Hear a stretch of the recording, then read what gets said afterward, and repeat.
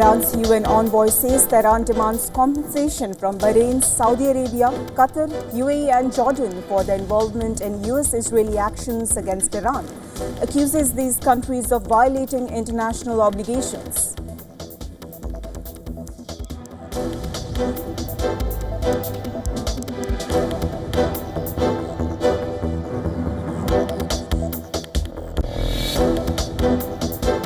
I really think the ball is in the Iranian court because we put a lot on the table. We actually made very clear what our red lines were.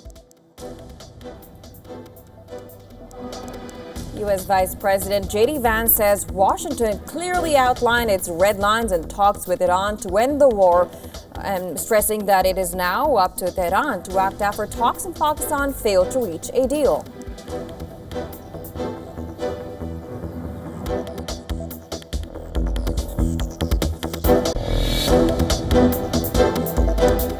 We can't let a country blackmail or extort the world, because that's what they're doing. They're really blackmailing the world. We're not going to let that happen.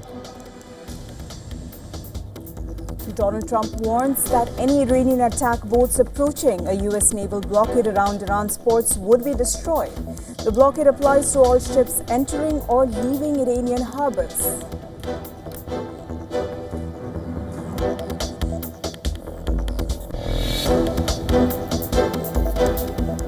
Netanyahu says Israel, together with the U.S., delivered heaviest blow to Iran in its history, claiming its leadership is now weaker than ever. Makes remarks as Israel marks its annual Holocaust Remembrance Day.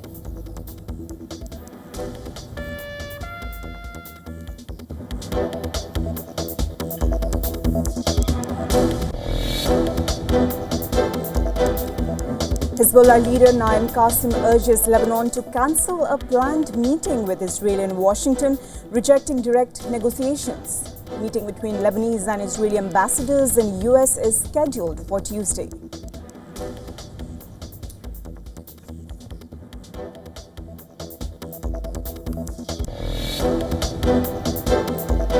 He's very weak on crime and other things, so I'm not. I mean, he went public. I'm just responding to Pope Leo. Trump refuses to apologize for criticizing Pope Leo's calls to end the West Asia conflict, saying the Pope was wrong and very weak on key issues. Italian PM Meloni condemns Trump's remarks as unacceptable.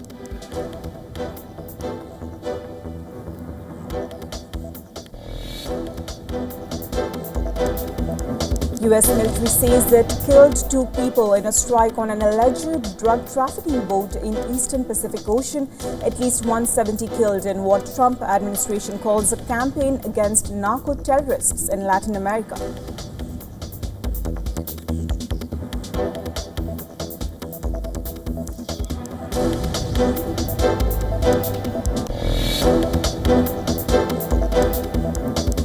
North Korea state media says Kim Jong-un oversees new tests of strategic cruise missiles and anti-warship missiles launched from a naval destroyer. The weapons tests are latest in a string of recent missile launches.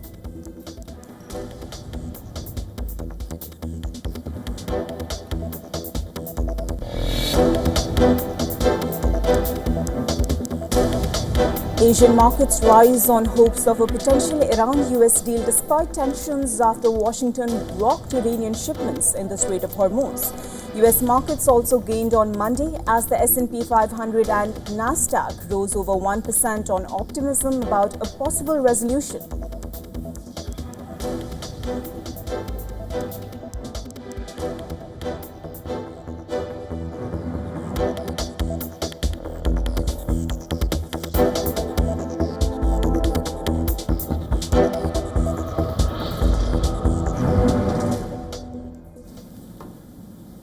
Now, President Donald Trump says the United States has begun a military blockade of Iranian ports to pressure Tehran into reopening the Strait of Hormuz. Iran has responded by threatening ports across the Persian Gulf and the Gulf of Oman. Now, Trump warned that any Iranian attack boats that approach the American naval blockade would be destroyed. Now, Trump said the strait will remain blocked until the deal is reached with Iran, and he will not allow Iran to take toll from shipping vessels. We can't let a country blackmail or extort the world, because that's what they're doing. They're really blackmailing the world. We're not going to let that happen. He also said 34 ships had passed through the strait on Monday, though the figure could not be immediately corroborated. Trump also said that Iran wants to make a deal and claimed that Iranian representatives have called seeking another round of negotiations. Remember, Iran is yet to confirm another round of talks with United States. I can tell you that we've been called by the other side. They'd like to make a deal very badly, very badly. U.S. President reiterated that Iran will not have a nuclear weapon and there will be no deal with Iran until they give up their ambition to have a nuclear weapon. Donald Trump also said that U.S. will retrieve nuclear dust from Iran through a deal or by force. Iran will not have a nuclear weapon, and we're going to get the dust back. We'll get it back either. We'll get it back from them or we'll take it. Now, Iran's military command issued a statement branding the blockade an act of piracy and warned that if the security of its harbours is threatened, no port in the Persian Gulf and the Arabian Sea will be safe. Iran's Parliament Speaker Mohammad Bagher Ghalibaf, who led Tehran's delegation in Pakistan, has said Iran will not bow to any threats. But despite all this, reports suggest that the US and Iran are discussing another round of face-to-face talks to secure a longer-term ceasefire. A Bloomberg report said that officials hope to meet again before the current two-week ceasefire expires next week, possibly in Islamabad or another location. U.S. Vice President J.D. Vance suggested that the U.S. and Iran have made progress following his 21-hour-long peace talks that ended with no agreement. Asked whether more talks were coming, Vance told Fox News that ball was in Iran's court. Whether we have further conversations, whether we ultimately get to a deal, I really think the ball is in the Iranian court because we put a lot on the table. We actually made very clear what our red lines were. Vance also said the president hopes that Iran could become a normal country, but that requires the nation to commit to having no nuclear weapons. He also said that Iran is engaging in economic terrorism as American blockade went into effect, saying two can play that game.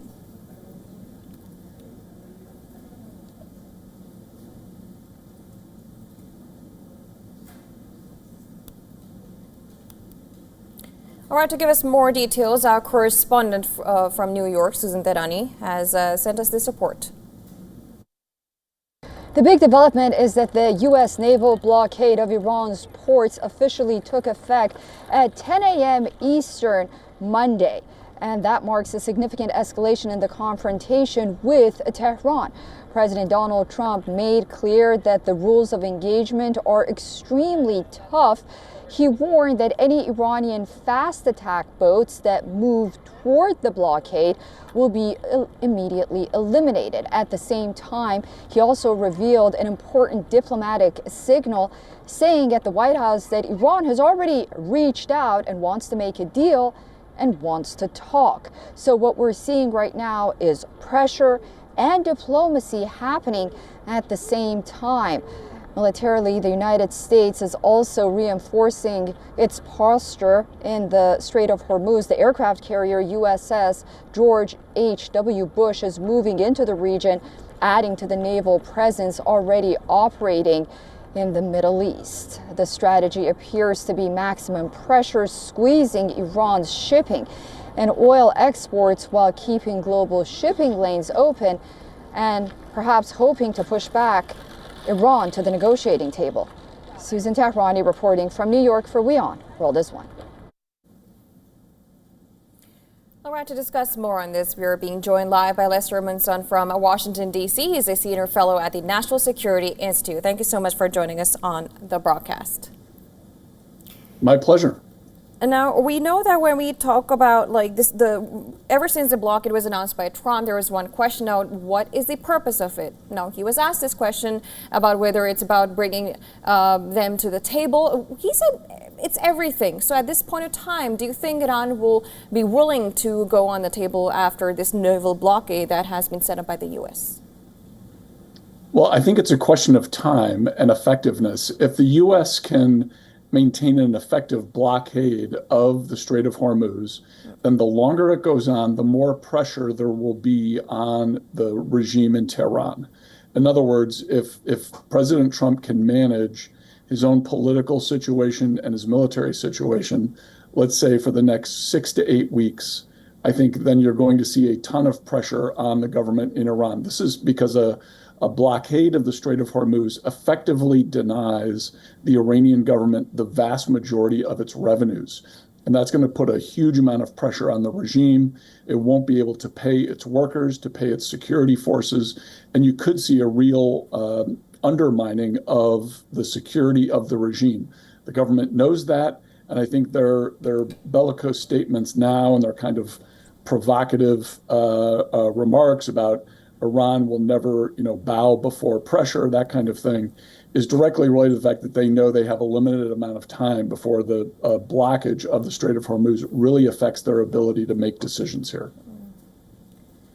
Lester, I'd also like to know, since Iran has labeled the US move as piracy, and this is as thousands rallied in Tehran in support of the government and against the Hormuz blockade, so has Washington just handed Tehran the one thing that it needed most right now?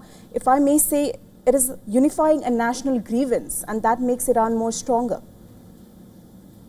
Well, I'm not sure about that. At the end of the day, the Iranian government does not have the support of the Iranian people. We've seen that time and again over the last just 20 to 25 years. In fact, right before the U.S. and Israel launched their attacks on Iran, there was a massive uprising inside Iran in many, many cities.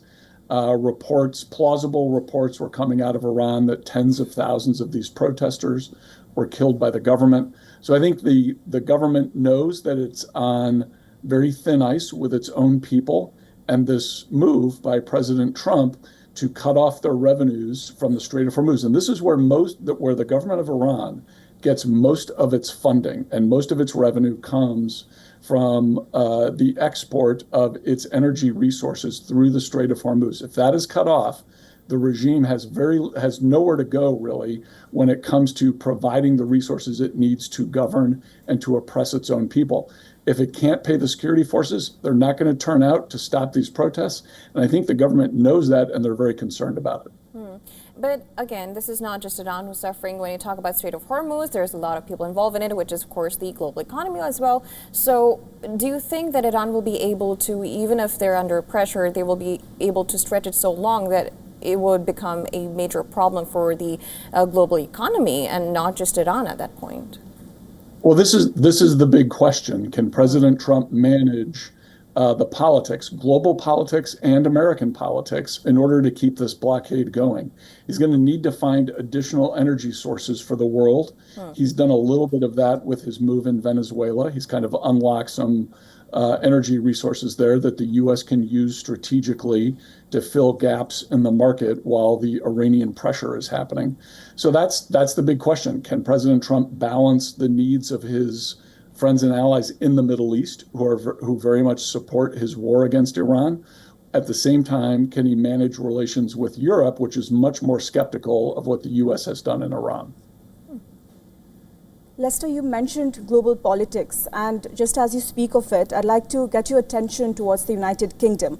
The blockade is definitely presented as a pressure for Iran, of course, but Britain's Prime Minister Keir Starmer says the Royal Navy will not participate. And we also know that US President Donald Trump withdrew support for UK's plan to hand the Chagos Island to Mauritius. We can sense some tension right there. So yes. How damaging is it for Washington? Is it practically alone right now? Of course, Israel is there, but is it without other major allies? Well, I'll make 2 points quickly. I'll try to do it quickly. First, President Trump really hasn't done himself any favors by taking a tough line towards European countries recently. He's made his presidency and the U.S. relatively unpopular in Europe, so it's difficult for leaders in the UK or in Europe to support his efforts in the Middle East. It's just politically difficult because of this phenomenon. At the same time, frankly, European countries have been very weak on Iran going back to the Obama administration. European countries very much supported the weak JCPOA, the nuclear deal with Iran that had a very limited term of 8 to 10 years of relatively modest limits on Iran's nuclear weapons program. Europe was all in favor of that, even though Middle East allies were against it. So Europe has really, in my view, been bad on Iran going back a long way. They were bad 10 years ago. They're bad now. That doesn't mean President Trump couldn't do a little bit more to try to persuade them to support his policy, which at the end of the day is going to lead to a better outcome, not only for the Middle East, but also for our European friends and allies. It looks like a trump card for Trump at the moment, at least. You're joining us from Washington, and we know that there's going to be a meeting between Israel and Lebanon. We know that Israel has denied any kind of ceasefire. What are the points of discussion that will take place there? Because we also have Hezbollah leader Naim Qassem, who has now urged Lebanon to cancel this planned meeting. But rather, what would be the topics that Israel and Lebanon can at the point talk about where there's no ceasefire? Well, both Israel and Lebanon want Hezbollah to disarm. That is why Hezbollah does not want this meeting to happen. Israel and Lebanon have not negotiated directly, I believe, for about 35 years. So this is potentially a historic meeting coming up here in Washington. Could be very important. Hezbollah is very worried about it. Hezbollah is already on thin ice. Its biggest supporter, its biggest backer is Iran. Iran is no longer able to support it in the way it once was. Hezbollah has been under fire from Israel. It's also been under political pressure from the Lebanese government. So this could be the last days of Hezbollah. Let us all hope that it is, because they have been nothing but a menace to everyone else in the region. They should not be in Lebanon. They should not have weapons, and they should not be fighting anyone, frankly. Lester, there are too many developments erupting right now, too much happening. So with the Hormuz blockade active, Lebanon inflamed, and Hezbollah even rejecting talks, multiple pressure points are now moving at once. So are regional actors still controlling events, or are events beginning to control them? Well, it's a fair question. One thing we could look at is the stock markets, which all seem to be doing quite well today and on into Tuesday. So I think there's expectations in at least the well-informed financial community that actually things are headed in the right direction here. You can look at oil prices, which have risen relatively modestly in the grand scheme of things. We saw much higher prices 4 or 5 years ago. We saw substantially higher prices during other crises in the Middle East. So I think in the grand scheme of things, yes, there is heightened chaos in the region, to be sure, but it is not as bad as has been many times in the relatively recent past. It does seem manageable to me. Iran is on its back foot. That is a good thing for just about every other nation state in the region and in the world. This is a good thing. Iran is a supporter of Russia and China and their efforts to undermine the world order. So taking them off the game board here is in the long run a very good move if President Trump and Israel are successful in doing that. Mr. Winston, I'd like to go back to the Strait of Hormuz. We know that there's a naval blockade there, and when we talk about the different aspects of Iran, of course, we know about Hezbollah, we know about Hamas, we also know about the Houthis.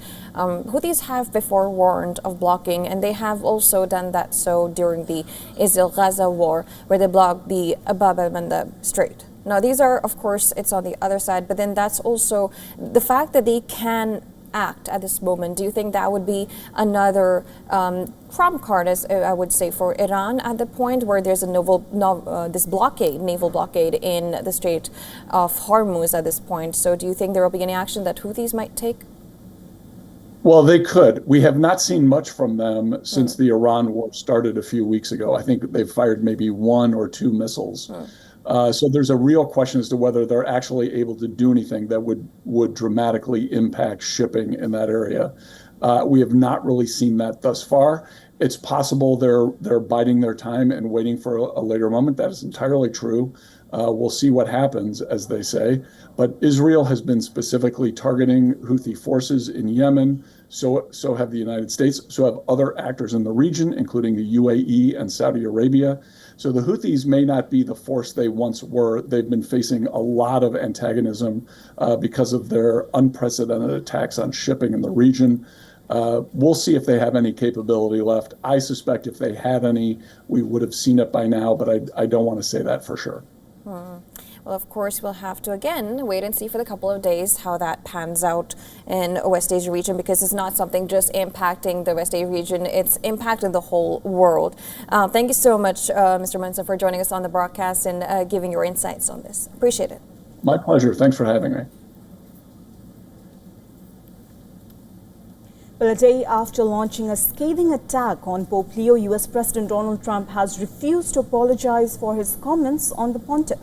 Speaking to reporters at the White House, Trump repeated his charge that Pope Leo is weak on crime and is against his policies on Iran. No, I don't, because Pope Leo said things that are wrong. He was very much against what I'm doing with regard to Iran, and you cannot have a nuclear Iran. Pope Leo would not be happy with the end result. You have hundreds of millions of people dead, and it's not going to happen, so I can't. Now, Trump also defended an AI-generated image depicting him as a Jesus-like figure. The image was posted on Trump's Truth Social account shortly after his comments on the Pope. When asked about the image, Trump denied that he was trying to look like Jesus Christ. Instead, Trump said it was meant to portray him as a doctor. Well, it wasn't depicted. It was me. I did post it, and I thought it was me as a doctor, and had to do with Red Cross as a Red Cross worker there, which we support. And only the fake news could come up with that one. So I just heard about it, and I said, "How did they come up with that? It's supposed to be me as a doctor, making people better."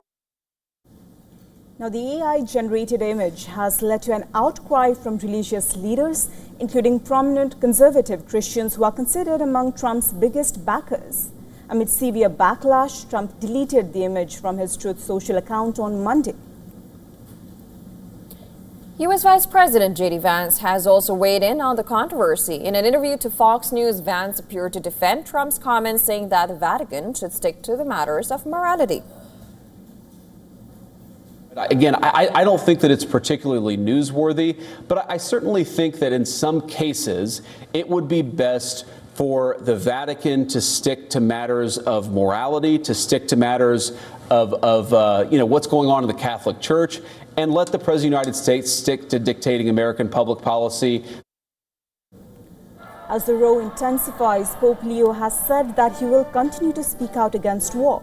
Speaking aboard the papal flight to Algiers, the pontiff also said that he has no fear of the Trump administration. I have no fear of neither the Trump administration nor speaking out loudly about the message of the gospel. And that's what I believe I am called to do, what the church is called to do. Now, the escalating feud has prompted criticism from Catholics, and many of whom see Trump's comments as crossing a red line. Hear this out.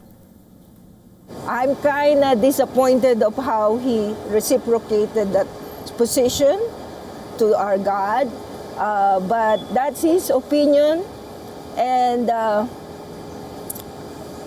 I will pray for him. That's all I can say. Well, last year, after the death of Pope Francis, Trump had posted a photo of himself as Pope and joked that he would like to be the next Pope. The image had drawn some backlash even as the White House reposted the image.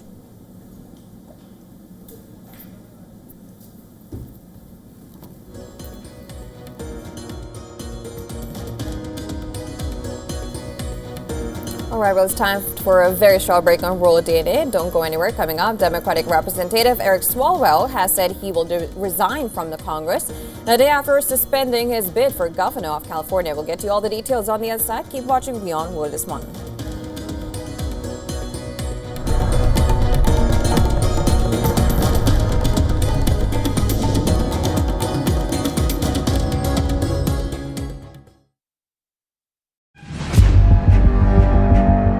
where darkness hides behind every corner. Where the truth is stranger than fiction.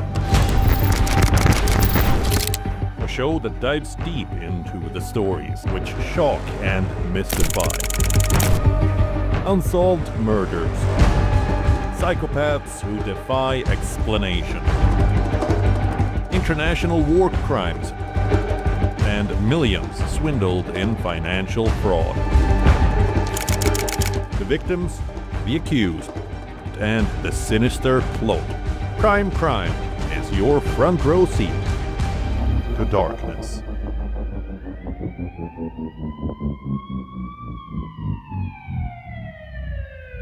WION, India's global voice, the channel that brings you the biggest stories from across the world through India's lens.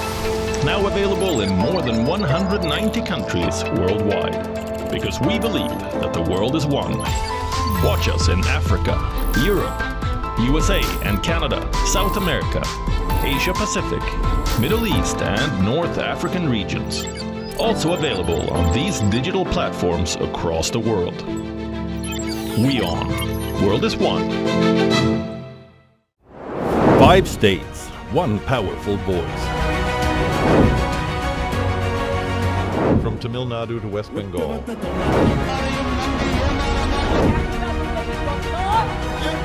Kerala to Assam. Every vote shapes the future. Get the election pulse only on WION. In this rapidly changing world, is your health keeping pace? Best practices and breakthroughs busting the hype with real insights. The timeless power of yoga and ancient healing. Good food, good mood. Small steps, big impact. Your health matters. Only on WION World is One. Because nothing matters more. In-depth coverage of global issues broken down into facts, figures, and simple words. Backed with analysis from field experts who truly matter. Because we believe in decoding the real picture for you. So you get a much wider and deeper understanding of stories from around the world. A 360-degree analysis. An award-winning documentary series, week after week creating the maximum impact. Watch WION Wide Angle at these times on WION. World is One. In West Asia, every move shifts the world's balance. Wars, ceasefires, alliances, power never stands still. From Tehran to Tel Aviv, from Damascus to Doha, the West Asia Post cuts through the chaos to reveal the region that shapes the world. Because what happens in West Asia never stays in West Asia. This is the West Asia Post, the region's story, the world's impact. In this rapidly changing world, is your health keeping pace? Best practices and breakthroughs busting the hype with real insights. The timeless power of yoga and ancient healing. Good food, good mood. Small steps, big impact. Your health matters. Only on WION World is One. Because nothing matters more.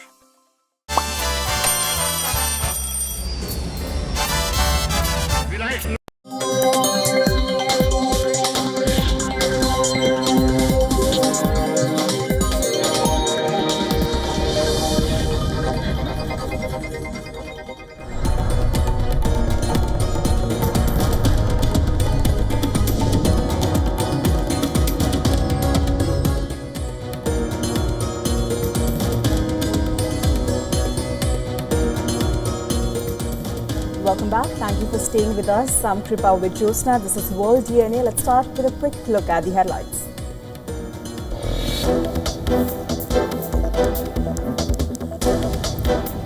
Iran's UN envoy says that Iran demands a compensation from Bahrain, Saudi Arabia, Qatar, UAE and Jordan for their involvement in U.S.-Israeli actions against Iran. It accuses these countries of violating international obligations.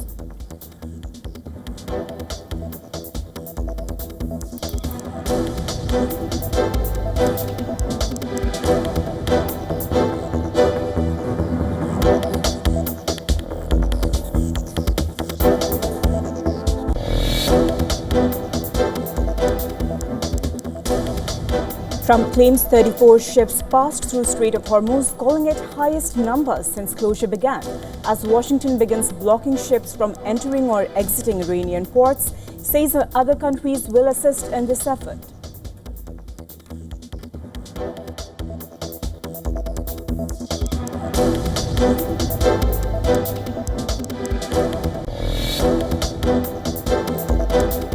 I really think the ball is in the Iranian court because we put a lot on the table. We actually made very clear what our red lines were.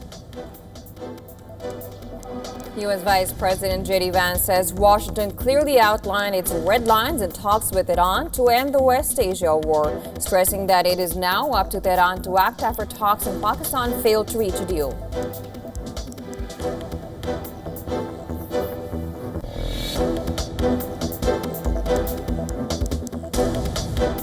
Netanyahu says Israel, together with the US, delivered heaviest blow to Iran in its history, claiming its leadership is now weaker than ever. Makes remarks as Israel marks its annual Holocaust Remembrance Day.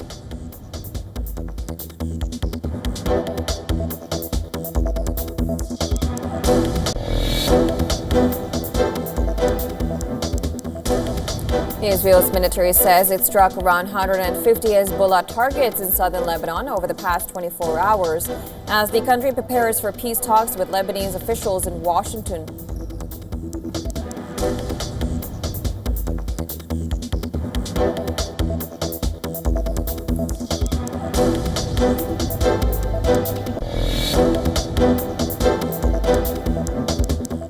North Korea's state media says Kim Jong-un oversees new tests of strategic cruise missiles and anti-warship missiles launched from a naval destroyer. The weapons tests are latest in a string of recent missile launches.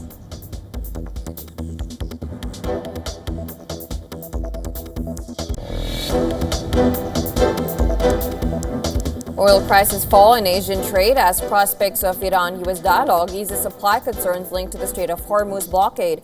The U.S. crude and Brent are both down more than 2%, trading between $95 and $97 per barrel, after sharp gains previously.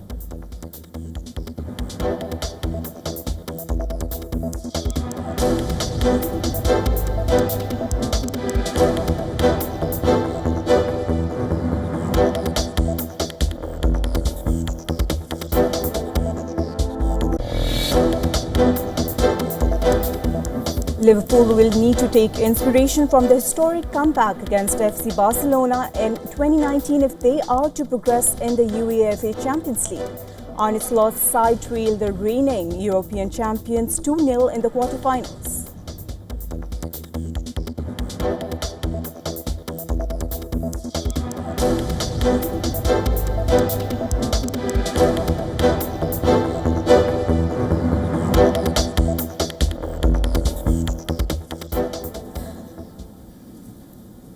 Hezbollah leader Naim Qassem has urged Lebanon to cancel the planned meeting with Israel in Washington.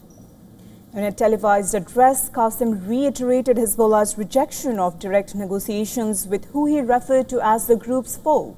The Lebanese and Israeli ambassadors to the U.S. are scheduled to meet in Washington on Tuesday to discuss holding direct negotiations. Qassem called the talks a ploy to pressure Hezbollah into laying down its arms. The Lebanese authorities have stressed that Beirut first wants to secure a ceasefire in the Israel-Hezbollah war, but Israel has dismissed that prospect. Now, Israeli Prime Minister Benjamin Netanyahu has said that he instead wants a real peace agreement that will last for generations. Israeli strikes, on the other hand, have killed more than 2,000 people in Lebanon and has displaced more than 1 million since Hezbollah drew the country into the Israel-US war with Iran. Cross-border fighting between Israel and Hezbollah continues.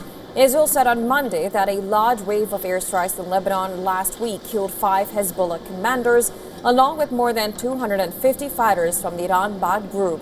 Additionally, in the past 24 hours, the Israeli military reported striking around 150 Hezbollah targets. Now, as Israeli assaults on southern Lebanon continue, Hezbollah has launched rocket and drone attacks into northern Israel. A 60-year-old woman was wounded in a Hezbollah missile attack on Nahariya. Israel's ambulance system service said its team treated the woman, who suffered minor injuries from the blast and shrapnel, as well as several other people with anxiety symptoms. German Chancellor Friedrich Merz has urged Netanyahu to end fighting and engage in direct peace talks with the Lebanese government. Earlier, Italian Foreign Minister Antonio Tajani condemned what he said was unacceptable attacks on civilians in Lebanon during a visit to Beirut to meet Lebanese President and Foreign Minister.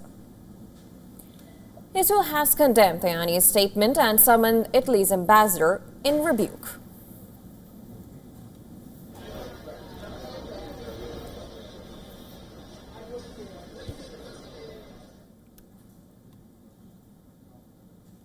Well, US President Donald Trump has now signaled that once America's confrontation with Iran winds down, the focus could shift to Cuba, even suggesting the United States may, in his words, stop by. With Cuba's another story. Cuba's been a terribly run country for a long time. It's got a bad system. It's been very oppressive, as you know. And we have a lot of great Cuban Americans, all of whom just about voted for me. And they were treated very badly. In many cases, family members have been killed. They've been beaten up and mugged, and terrible things happened in Cuba. And Cuba's a failing nation, and we're going to do this, and we may stop by Cuba after we're finished with this. But Cuba is a nation that was just been horribly run for many years by Castro. Even as those remarks raise the temperature, Cuba is pushing for engagement. In an interview with NBC News, President Miguel Diaz-Canel said Havana has asked Washington for dialogue without preconditions, rejecting any demand to alter its political system. He asserted that his leadership reflects the will of the Cuban people.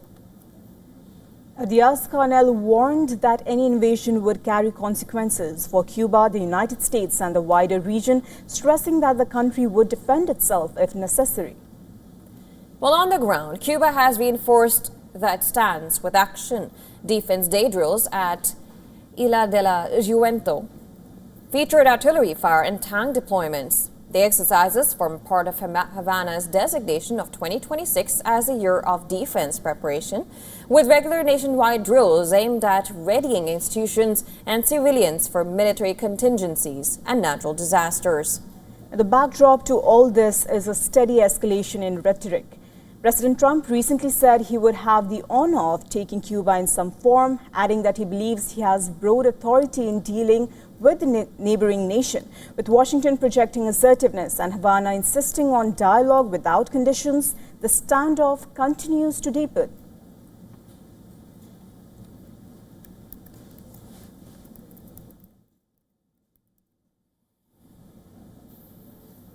Now, Democratic Representative Eric Swalwell has said he will resign from the Congress today after suspending his bid for governor of California. This while he continues to deny allegations of sexual assault made against him by his former aide. In a post on X, Swalwell said he was aware of efforts to push for an immediate expulsion vote against him and other members. He added that removing any member of Congress without due process just days after allegations emerged is wrong, but also said it would be unfair to his constituents for him to remain distracted from his duties. Well, last week, the San Francisco Chronicle reported that the woman accused him of 2 non-consensual sexual encounters, one while she was employed by him in 2019 and another in 2024 after she had left his staff. The woman, whom the newspaper did not name, was quoted as saying that she had been too intoxicated on both occasions to consent. The former staffer later told CNN that Swalwell raped her during the later encounter, which he strongly denied. And I thought it was important that you see and hear from me directly. These allegations of sexual assault are flat false. They are absolutely false. They did not happen. They have never happened. And I will fight them with everything that I have. Despite his denial, calls from both Democrats and Republicans grew for Swalwell to end his bid for governor of California and resign or potentially face expulsion from the Congress.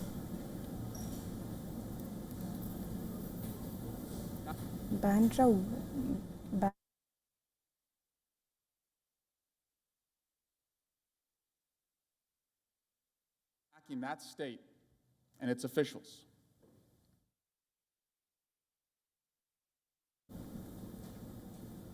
Well, in a tribute to Dr. B.R. Ambedkar, the chief architect of the Indian Constitution, Mumbai's iconic Bandra Seas link lights up in blue hues to mark his 135th birth anniversary.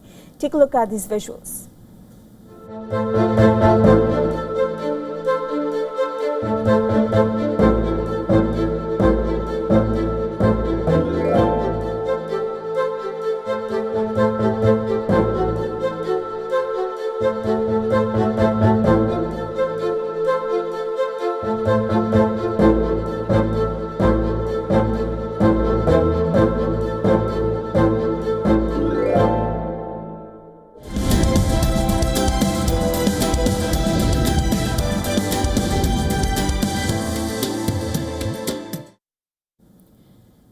The global oil market is facing a double shock. OPEC has cut its demand outlook, citing the economic impact of the conflict. But even as demand is revised lower, supply is collapsing far more sharply, triggering a widening gap between how much oil the world needs and how much it can actually access.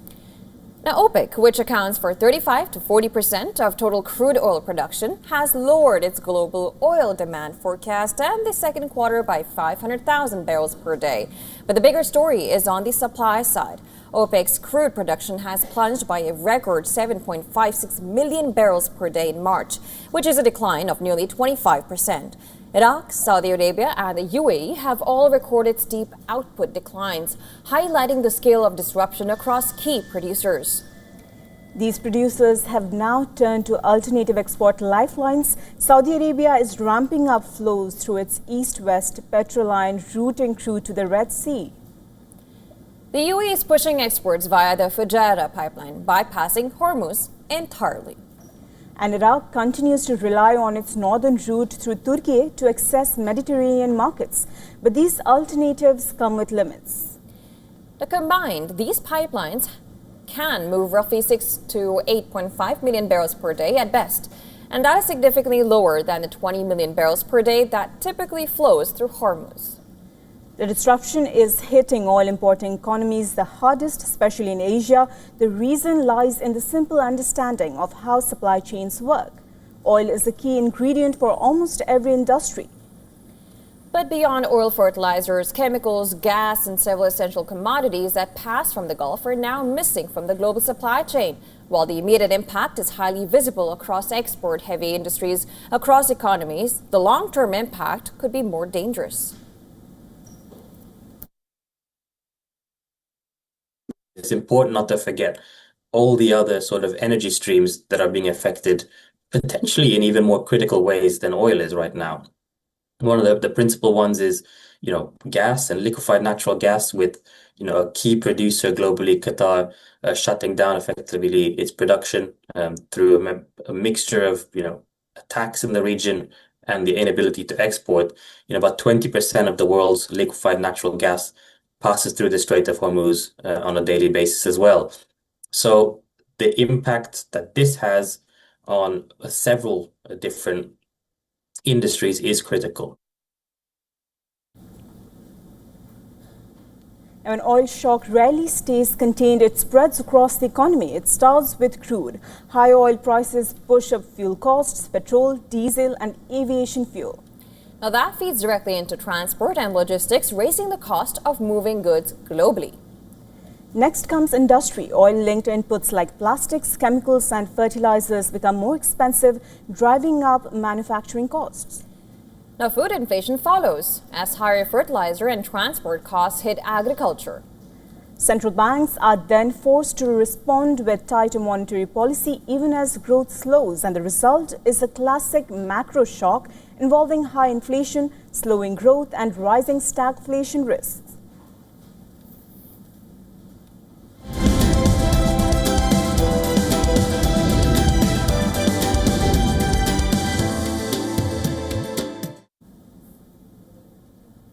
Now, online gaming platform Roblox has said it will introduce new age-based accounts for child users.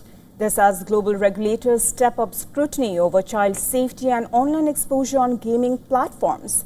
The move comes amid growing concerns in some countries, including Indonesia and Russia, over how children interact with user-generated online content.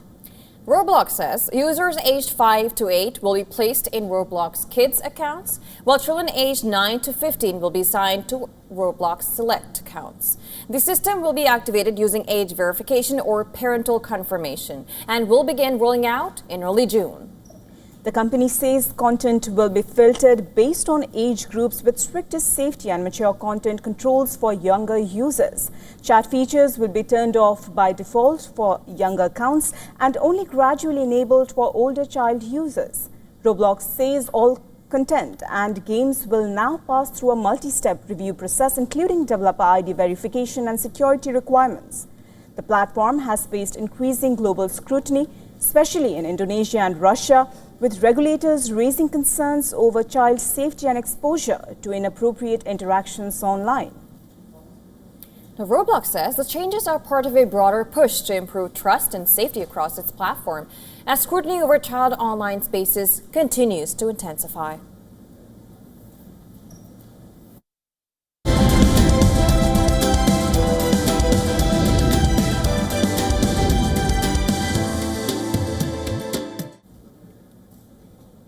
Onto the world of sports now. For years, T20 cricket has been called a batter's game. And although there will be many who contest that tag, it is clear that the intention of all batters is now to wreak havoc from the first ball. And the proof is in the pudding. For the first time ever, the average run rate for the power play in the IPL has crossed the double-digit mark. Now, data from cricket analytics firm CricViz shows the average power play run rate has climbed to 10.47 this season, compared to 9.61 in the previous edition. The steady rise highlights how batting sides are making the most of fielding restrictions in the first 6 overs. The run rate during the power play has seen a steady rise in the last few years, and in the 2020 and 2021 seasons, the rate was 7.71 runs per over and jumped to 7.82 in 2022 and 8.43 in the 2023 season. During the 2024 season, it started to touch extreme highs of 9.49, especially with the Sunrisers Hyderabad opening pair of Travis Head and Abhishek Sharma breaking power play records. The Rajasthan Royals have followed the template set by the Sunrisers Hyderabad. The concept of settling in is a thing of the past, and teams value aggressive batters that more than an anchor for the innings. Vaibhav Suryavanshi and Yashasvi Jaiswal have been instructed to go in all-out attack mode from the first ball, and the duo could soon be opening the batting for India. I think for the partnership, of course, it's amazing to bat with Vaibhav because we both play shots and we enjoy, especially the way we are playing. We are just giving each other positive messages, whatever we can do, and we understand the situation. And I've been playing from last few years, so I just try to play with the situation and what we can do for our team and how we can give the best start. So that is all we are thinking about. This new template being followed has become a nightmare for bowlers across the board, and while it wouldn't be fair to say that Jasprit Bumrah is struggling, the fact that the best bowler in the world has not taken a single wicket in 4 matches does raise some alarm bells for the Mumbai Indians. The Mumbai Indians spearhead has delivered 122 consecutive balls without a wicket, the longest such stretch of his IPL career. He remains a force as batters tend to not play risky shots while Bumrah is bowling, and he's certainly still effective. But even his economy in these 4 matches is above 8, which is above the average of his IPL career. It's not a crisis for Bumrah, who remains undoubtedly the best in the business, but he is definitely under pressure, something that we would not have predicted before the start of the season.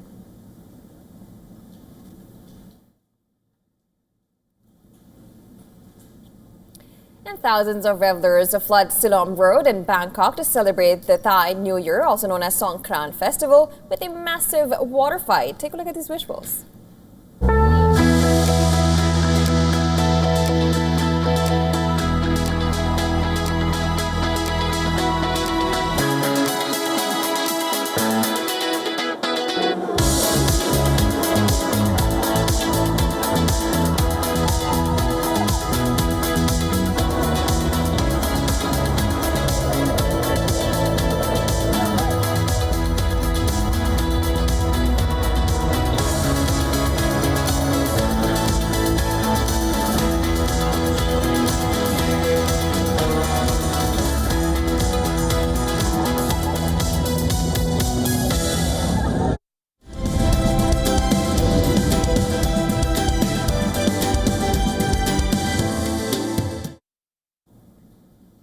Well, Bruno Mars was declared the new king of Las Vegas, and the city was in a celebratory mode while welcoming the singer.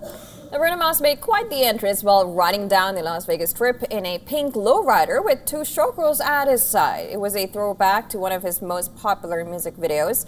The city honored Mars, who has become one of Sin City's iconic performers, with a parade and naming a street Bruno Mars Drive. Officials declared Friday Bruno Mars Day for the singer, who is kicking off his global romantic tour in Las Vegas at the Allegiant Stadium. Mars joins a select few who have a Las Vegas street name in their name. The singer has played on Las Vegas stages for more than 15 years, with over 140 shows during his residency between 2016 and 2025.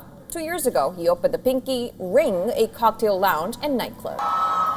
Well, the singer even pledged to donate $1 million to the Las Vegas Children's Hospital, with MGM Grand, his partner, matching his donation.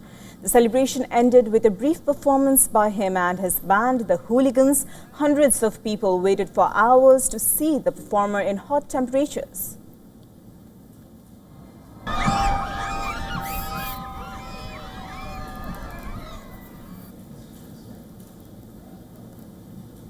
Paramount Skydance's planned $110 billion acquisition of Warner Bros. Discovery is facing a mounting two-front battle. More than 1,000 writers, actors and directors released an open letter on April 13 opposing Paramount Skydance's planned $110 billion acquisition of Warner Bros. Discovery. The letter, which was signed by actors including Joaquin Phoenix, Kristen Stewart and Ben Stiller, warned that the merger would consolidate an already concentrated media landscape and harm Hollywood's already distressed entertainment industry. Separately, a Competition and Markets Authority spokesperson announced that Britain's antitrust watchdog is expected to launch an investigation into the acquisition in the coming weeks. Now, Paramount and Warner Bros. Did not immediately respond to Reuters' request for comments about the investigation by the UK CMA. Paramount signed the $110 billion deal for Warner Bros. In February after a weeks-long battle with rival bidder Netflix, which declined to raise its offer. The Paramount-Warner deal is expected to close in the third quarter of this year.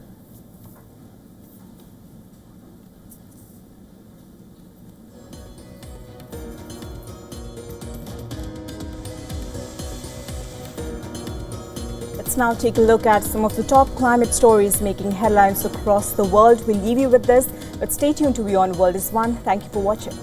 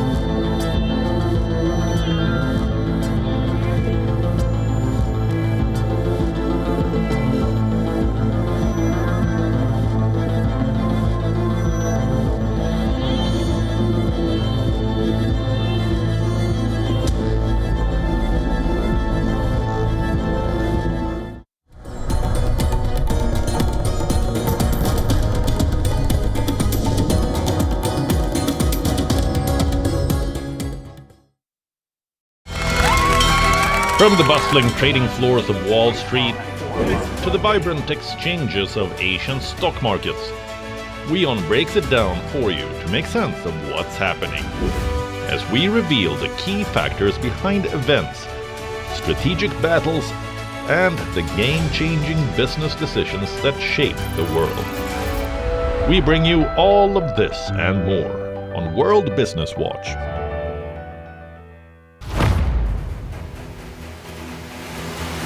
Get the latest updates. Destroy their breaking missiles news. And raise their... Credible, clear, continuous. Experts across aisles. Diverse voices, one platform. WION World is one. In West Asia, every move shifts the world's balance. Wars, ceasefires, alliances, power never stands still. From Tehran to Tel Aviv, from Damascus to Doha, the West Asia Post cuts through the chaos to reveal the region that shapes the world. Because what happens in West Asia never stays in West Asia. This is the West Asia Post, the region's story, the world's impact.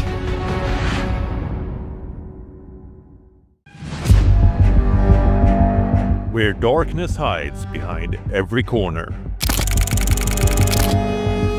Where the truth is stranger than fiction. A show that dives deep into the stories which shock and mystify. Unsolved murders.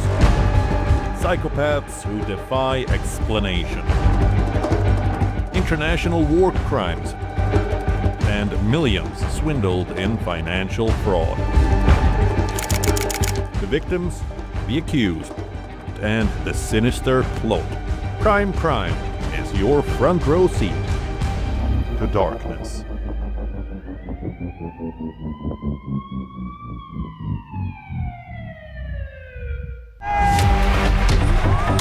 Campaigns, elections, alliances, controversies, and power play. Stories that analyze global and domestic politics. A dedicated show with varied perspectives, expert take, citizens' voices, detailed ground reports, and in-depth coverage from political corridors of the world. This is Race to Power, only on WION. In this rapidly changing world, is your health keeping pace?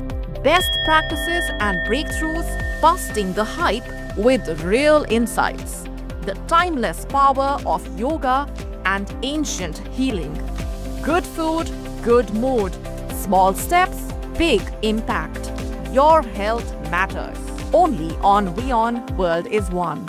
Because nothing matters more.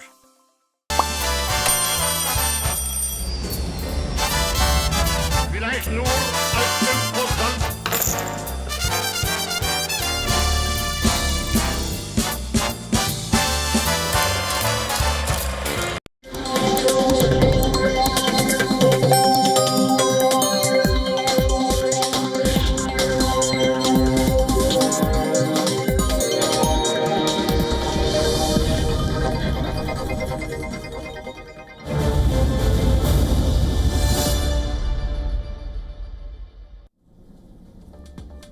Thanks for staying with us. You're watching WION World is One. I'm Adya Janeja and this is Speed News. Let's start with all the headlines making